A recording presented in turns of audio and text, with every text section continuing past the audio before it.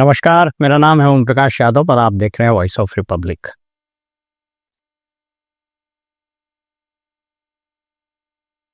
उन्नीस तारीख यानी 19 फरवरी को कुर्मी एकता रैली हुई। 1994 में 12 फरवरी को कुर्मी चेतना रैली हुई थी गांधी मैदान में, और ये कुर्मी एकता रैली 19 फरवरी वाली एम मिलर स्कूल पटना में हुई। दोनों की संख्या में बहुत अंतर था।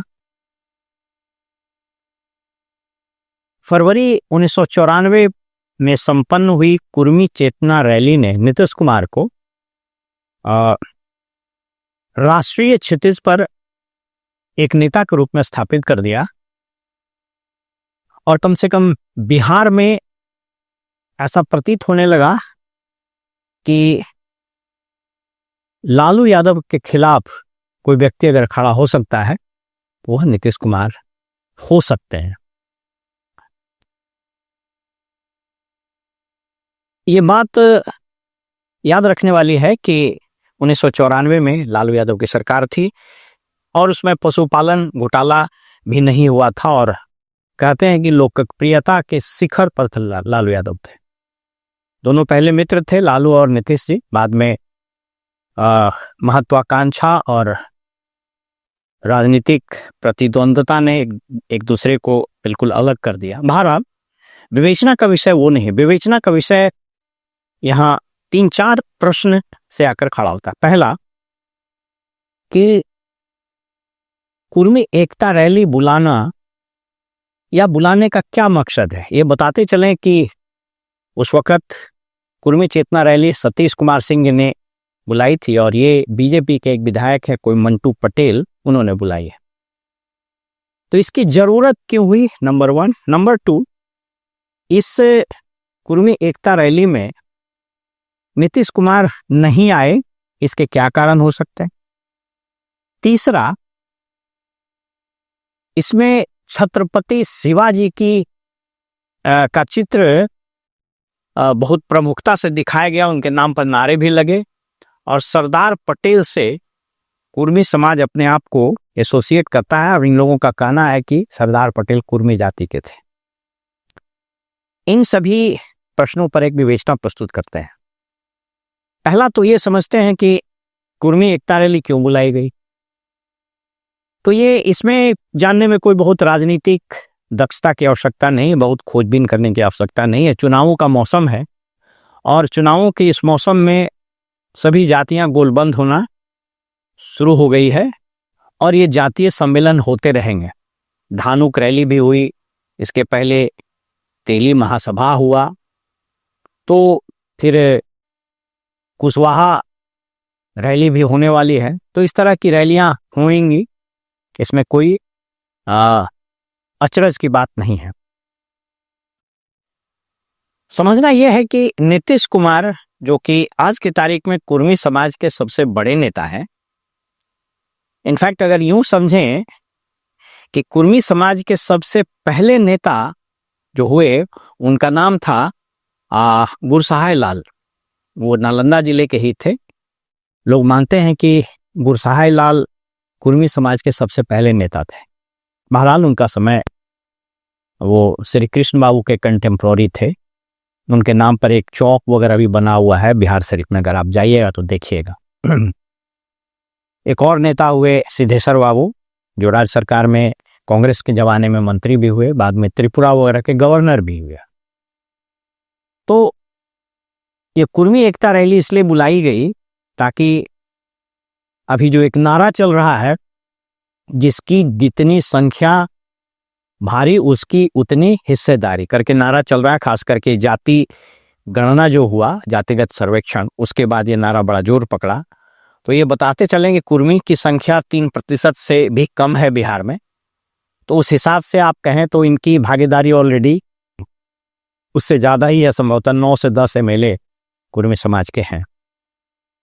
तो ये बुलाई गई इसलिए कि अपने एकता और अपना ताकत प्रदर्शन करे। हो सकते हो मंटू पटेल को लग रहा हो कि भाई मेरा टिकट वगैरह नहीं मिल सकता है, पहले वो जदयू में ही थे, तो इसलिए भी बुलाई होगी। लेकिन नीतीश जी का नहीं आना ये 3 प्रश्न खड़ा करता है। पहला, ये हो सकता है कि नीतीश जी अपने आप को जातीय राजनीति से ऊपर उठता हुआ देखना चाहते। वो अपने आप को प्रोजेक्ट करते हैं कि हम जातीय संकीर्णता से ऊपर हैं। हालांकि ये बात अलग है कि इनके 20 साल के शासन में जितनी जातीयता हुई उसका कोई दूसरा सानी नहीं है। कुछ लोग ये भी कहेंगे कि लालू यादव भी जातीयता करते थे, बिल्कुल करते होंगे, सभी लोग, सभी पॉलिटिशियन करते हैं कमोबेश। लेकिन आपको सिर्फ एक उदाहरण देते हैं। लालू यादव के समय में पटना का कलेक्टर और पटना का एसपी कोई यादव नहीं हुआ। इनफैक्ट अगर मुझे ठीक से याद हो तो डीएम, एसएसपी और डीडीसी तक भी और एसडीओ भी संभवतः कोई यादव नहीं हुआ। लेकिन नीतीश जी के राज में पूरे देश से कुर्मी ऑल इंडिया सर्विसेज के अफसर्स को बुला बुला करके पटना में पोस्टिंग दी गई। उसमें जितेंद्र सिन्हा, संजय सिंह, बहुत सारे लोग, कुमार रवि तो लगातार रहे यहाँ। मैं ये नहीं कर रहा हूँ कि वो कैसे अफसर हैं, they are good officers, all India services में हैं। मैं जाति कास्टिज्म वाली बात कर रहा हूँ। उसी तरह से एसपी में भी लोगों को रखा। तो मैं कहना ये चाह रहा हूँ कि उनके इस रैली में नहीं आने की एक वजह ही हो सकती है कि वो खुद अपने आप को प्रोजेक्ट कर रहे हों कि हम तो ये जातीय संकीर्णताओं से ऊपर उठे हुए राष्ट्रीय स्तर के नेता हैं और बिहार के सर्वमान्य नेता हैं। तो कोई एक जाति से हम एसोसिएटेड होते हुए दिखना नहीं चाहते। एक कारण ये हो सकता है। दूसरा कारण ये हो सकता है कि चूंकि यह कुर्मी एकता रैली मंटू पटेल नामक विधायक ने बुलाई जो भाजपा से, तो इनको लगता होगा कि भाजपा के एमएलए के द्वारा बुलाए गए रैली में हम क्यों जाएं। हालांकि उनसे जब पत्रकारों ने पूछा तो जो आयोजक हैं पटेल जी, उन्होंने कहा कि चूंकि उनकी प्रगति यात्रा चल रही है इसलिए वो नहीं आए। तो प्रगति यात्रा तो बहुत पहले अनाउंस कर दी गई थी। इन्होंने शायद इन लोगों ने बुलाया भी था। लेकिन तीसरा एक कारण जो नजर में आ रहा है, जो बड़ा महत्वपूर्ण है, वो ये कि अभी जिस तरह से नीतीश कुमार जी का बॉडी लैंग्वेज, देह भाषा, उनका ब्रेन और स्पीच का कनेक्शन डिस्कनेक्ट हो गया है, कब वो क्या बोल दें, कब वो कौन सी हरकत कर दें, इसके कारण कुछ राजनीतिक प्रेक्षक ये मानते हैं, कुछ पत्रकारों से भी मेरी बात हुई, कुछ नेताओं से भी बात हुई, उन लोगों का कहना है कि यही कारण था कि वो नहीं गए। क्योंकि इन लोगों को लग रहा है, उनके आसपास जो लोग रहते हैं, कि कहीं वहां गए और कुछ उल्टा पुल्टा बोल दिए तो पूरी भद पिट जाएगी। तो अब प्रश्न उठता है कि बाकी जगह तो जा रहे हैं, तो बाकी जगह तो चौधरी द्वय उनके साथ लगे रहते हैं, एक सम्राट चौधरी, दूसरे विजय चौधरी। लेकिन ये दोनों कुर्मी तो हैं नहीं, तो कुर्मी एकता रैली में ये दोनों कैसे जाएंगे। बाकी नेताओं को, श्रवण कुमार वगैरह को शायद इसलिए नहीं ले जाया गया होगा कि उनका कद कहीं बड़ा ना हो जाएगा, क्योंकि इंटरनल पॉलिटिक्स भी चल रहा है। सम्राट चौधरी और विजय चौधरी को लग रहा होगा कि एक बार श्रवण कुमार साथ में लग गया तो कहीं फिर बार बार न वो आने जाने लगे। तो ये कारण, बहुत महत्वपूर्ण कारण ये भी हो सकता है। तो लेकिन एक चीज तय है कि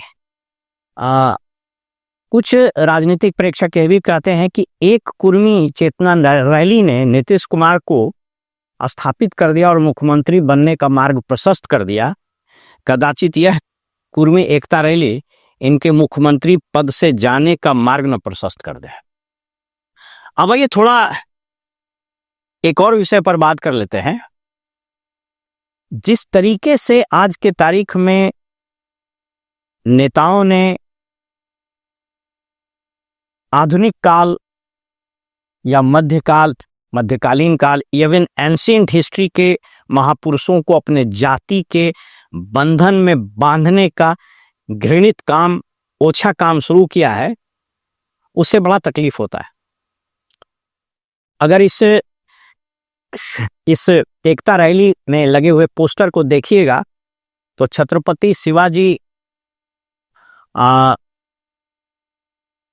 का पोस्टर लगा हुआ है और उनका गुणगान किया जा रहा है। इसके नेता ये कह रहे हैं कि साहब छत्रपति शिवाजी कुर्मी थे, और सरदार पटेल को भी, यहाँ तक कि सरदार पटेल को भी इन लोगों ने नहीं छोड़ा, उनको भी कुर्मी बना दिया। तो छत्रपति शिवाजी कुर्मी थे या नहीं थे, इस संबंध में बीबीसी की एक बहुत अच्छी रिपोर्ट है, मैं आपको दिखाता हूं। 13 अक्टूबर 2016 को ये रिपोर्ट छपी है, बीबीसी संवाददाता दिव्या आर्य के हवाले से उनकी रिपोर्ट। वो अपना रिपोर्ट यहां से प्रस्तुत करती हैं कि महाराष्ट्र के सतारा में एक साहित्यिक सम्मेलन हो रहा था।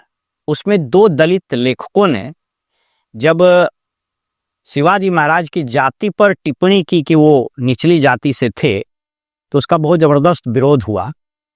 और उस वक्त जो दलित लेखक प्रज्ञा पवार थी, उन्होंने जब कहा कि शिवाजी मराठा यानी क्षत्रिय जाति से नहीं बल्कि निचली जाति से थे, हालांकि वहां भी उन्होंने कुर्मी शब्द का प्रयोग नहीं किया, तो बहुत जबरदस्त उन पर विरोध हुआ। बीबीसी के इस रिपोर्ट में यह भी कहा गया है कि एक इतिहासकार और इस्लाम के जानकार प्रोफेसर अब्दुल कादिर मुकादम ये कहते हैं कि शिवाजी के दौर में मराठा प्रभुत्वशाली समुदाय था, लेकिन ज्यादातर लोग निजामशाही में काम करते थे। उनसे पहले मराठा समुदाय में किसी ने राजा बनने की कोशिश नहीं की थी, समुदाय को शूद्र माना जाता था। अगर इनके पिताजी, छत्रपति शिवाजी महाराज के पिताजी संभाजी भोसले नाम था और माता का नाम जीजाबाई यादव था, अगर पैट्रिलिनियल सोसाइटी हो तो शिवाजी की माता का नाम जीजाबाई यादव था, तो यादव वंश की थी वो, और वो यादव वंश की स्पष्ट रूप से थी। और अगर उनके पिताजी के टाइटल में भोसले था, तो इसका मतलब आशा भोसले वगैरह सब कुर्मी हो गया। हम इस पर बात करते हैं कि ऐसा क्यों किया जाता है। ये जो नेता लोग हैं, यह इन महापुरुषों को जाति के संकीर्ण बंधन में क्यों बांधना शुरू कर दिए हैं। अब आइए थोड़ा सा बात करते हैं सरदार पटेल के बारे में। विकिपीडिया के अनुसार सरदार पटेल पट्टीदार समाज से आते थे। पट्टीदार समाज कृषि से आने वाला समाज है, और वहाँ इस पर पट्टीदार, लेवा पटेल आदि समाज कहा जाता है, और ये कृषक वर्ग समाज आता है। लेकिन विकिपीडिया में भी कहीं भी कुर्मी शब्द का प्रयोग सरदार पटेल जी के लिए नहीं किया गया। अब ये बड़े अजीब बात है कि कैसे कैसे लोगों ने आइडेंटिफाई किया सरदार पटेल, महान नेता, लौह पुरुष, और उसको कोई जाति अगर अपने जाति के इस बंधन में बांधने की कोशिश करता है तो उसकी ओछी और संकीर्ण मानसिकता का भी ये द्योतक है। आपको आश्चर्य लगेगा कि कोयरी समाज चंद्रगुप्त को कोयरी बता रहा है। सुनकर हंसी, दुख और अफसोस भी होता है। 3rd सेंचुरी बीसी में मगध साम्राज्य का जिन्होंने स्थापना की, चंद्रगुप्त मौर्य, उस वक्त तो कुशवाहा करके कोई जाति भी नहीं थे। अब उनको पता नहीं कहां से ये कुशवाहा उसको वहां से लीनिएज ड्रॉ करता है। बहरहाल हम बात करना ये चाह रहे हैं कि ऐसा होता क्यों है। देखिए, आप इसको ऐसा समझिए कि जब किसी समुदाय, जब किसी समाज आदि में लीडरशिप की क्राइसिस होती है, उसमें अपना शौर्य, अपना पौरुष, अपना सामर्थ्य नहीं होता है कि वो अपने बल पर किसी चीज को रख सके, तो वो अक्सर ऐसे एफिलिएशंस का, ऐसे कनेक्शंस का, ऐसे लीनिएज का दावा करती है। मैं किसी कास्ट के पॉलिटिक्स पर बात नहीं करता हूं। मुझको जहां तक स्मरण है, लालू यादव जी ने कभी भी पटना में कोई यादव महारैली टाइप चीज नहीं किया है। कुछ राजनीतिक प्रेक्षक, कुछ सामाजिक विज्ञान के जानकार यह भी कहते हैं कि ऐसा इसलिए नहीं किया गया, जबकि आप सब लोग को पता है कि मध्यकालीन भारत में, इवन एंशिएंट पीरियड में भी, इस भारतीय उपमहाद्वीप में साउथ में यादव वंश का कई एक साल तक शासन भी रहा। तो बहरहाल लालू यादव का ऐसा नहीं करने के पीछे उनका एक स्पष्ट सोच रही होगी कि वे अभिवंचित समाज का प्रतिनिधित्व करने वाले नेता के रूप में अपने आप को प्रोजेक्ट कर रहे थे। और ये एक ऐतिहासिक तथ्य भी है कि 90 के दशक में जब लालू जी का उदय हुआ तो कर्पूरी ठाकुर के बाद पिछड़े वर्ग, या यूं कहें कि अभिवंचित वर्ग, उसमें पिछड़ा वर्ग, दलित वगैरह सब लोग था, अति पिछड़ा जो अभी है वो भी सब था, उसके एकमात्र सबसे बड़े नेता हुए। धीरे धीरे कर्पूरी ठाकुर, चूंकि कर्पूरी ठाकुर बहुत ईमानदार और बहुत जानकार और समाजवादी विचारधारा के कट्टर नेता रहे, चूंकि उनको बहुत लंबा कार्यकाल नहीं मिल पाया, इसलिए उनकी राजनीतिक और प्रशासनिक उपलब्धि में कोई बहुत बड़ा अध्याय नहीं जुड़ सका। इसलिए मैं ये कह करके उनको कोई डिमिनिश नहीं कर रहा हूं, उनको समय नहीं मिला। लेकिन 90 के दशक में जब लालू जी का उदय हुआ तो लालू यादव सामाजिक न्याय के सबसे बड़े पुरोधा हुए, नेता हुए। इस बात को आज देश का हर वर्ग स्वीकार करता है, यहां तक कि अगड़ी समाज के भी जो लोग हैं वो भी इसको स्वीकार करते हैं कि इस बात में कोई, इवन प्रशांत किशोर कई बार कहते हुए सुने जाते हैं कि इस बात में कोई डिफरेंस ऑफ ओपिनियन हो ही नहीं सकता है कि लालू यादव ने सामाजिक न्याय के लिए बहुत जबरदस्त काम किया। ये बात अलग है कि बाद के दशक में वो दलितों, पिछड़ों, अति पिछड़ों के नेता से फिर पिछड़ों के नेता रह गए, फिर बाद में पिछड़े और मुसलमान का नेता हो गए, और बाद के 2005 तक आते आते वो यादव और मुस्लिम का बाय एंड लार्ज नेता रह गए। इसके कारण उनका वोट परसेंटेज भी घटा और 2005 में उनकी सरकार जाती रही। बहरहाल मैं बताना ये चाह रहा हूं कि अब ये बिहार की राजनीति में ये सारी चीजें क्यों आ रही हैं। इसलिए आ रही है कि इन नेताओं को अपने लीडरशिप क्वालिटी पर भरोसा नहीं, अपने कर्म पर भरोसा नहीं, जनता में ये बताने का कोई उपलब्धि का खाका नहीं कि मैंने ये किया, कोई प्रोग्राम नहीं, कोई रोड मैप नहीं।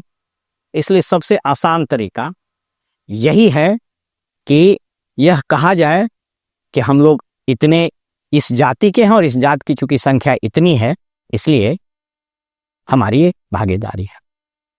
अगर कुछ लोग अपने, मैं आपको इसलिए बता रहा हूं कि यादव समाज का तो भगवत गीता में स्पष्ट रूप से उल्लेख भी मिलता है।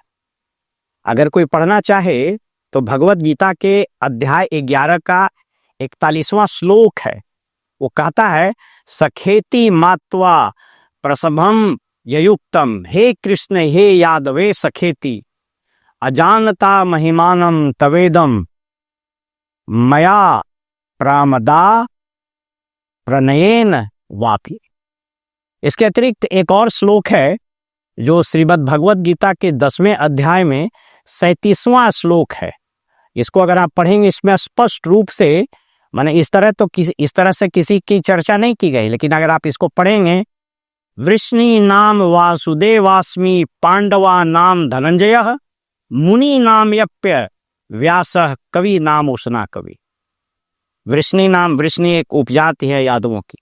मैं कहना यह चाह रहा हूं कि आधुनिक काल के नेताओं को जाति के इस एफिलिएशन से निकल करके आगे आना होगा, क्योंकि जब तक इस तरह की सोच और जब तक इस तरह के राजनीति कार्यक्रमों में, राजनीति के रोड मैप में और जीतने के लिए इस तरह के हथकंडों का सहारा लिया जाता रहेगा, इस राज्य का कभी भला नहीं होगा। फिलहाल में इजाजत दीजिए और आप देखते रहिए वॉइस ऑफ रिपब्लिक। नमस्कार।